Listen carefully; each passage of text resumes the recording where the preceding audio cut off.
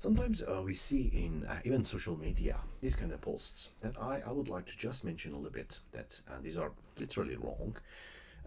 People talking about, oh, in this posture you'll have like 10 pounds, 15 or 16 pounds. So if you look at it from engineering perspective, what we do, we have something called a free body diagram. So what we do is we look at, for instance, structure. So this is structure here, let's say the neck, head and neck, and then we actually cut it, not literally, but like a simulation. Let's say this is the head, and then we have the head has got like the force, and head has got the weight. All right, so that could be like 10 pounds or whatever it is.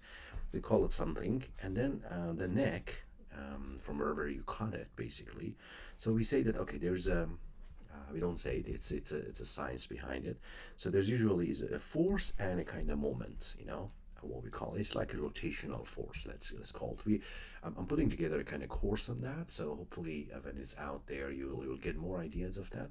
So, but for now, except from me, it's I'm not good at drawing. But you understand what I'm saying. There are two forces. So in any of these scenarios, the forces are the same, which means that if you are in this posture here or there, doesn't matter. The forces are the same.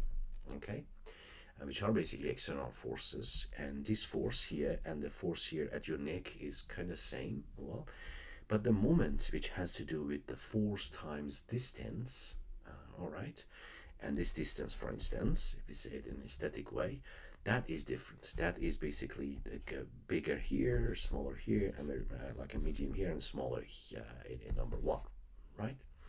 So moment is force time distance. Okay, keep this in your mind. And again, this whole these three, when you compare them, it doesn't mean necessarily this one is better than this one or that one, because in scenario one here, for instance, one can, especially as you can see someone using their say their phone like that, so the shoulder muscle could be active, and they could be even using their muscles more.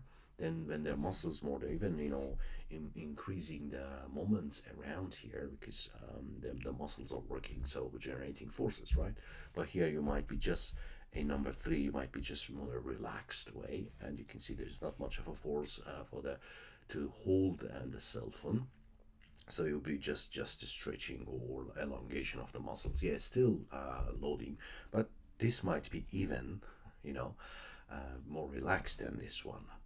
Or in terms of like the forces and loads that's happening around and the neck, and again depends on quite a lot of things, that how they're recruiting their muscles, how their muscles are activated basically. Okay, and even like another idea for number one is, if you want to keep in this posture, your whole muscles, your back muscles, will keep working, and that's also another area that you will lead to fatigue. So it's not just as simple as that. So when I see these kind of what you call it, graphs, it especially if you're a mechanical engineer, you feel like, please don't do it, or at least talk to a mechanical engineer or an engineer who knows loads and forces. All right, so we'll keep working on it. We'll hopefully we simplify these ideas for everyone, especially people with no engineering background, so that at least we don't see these kind of graphs more, right?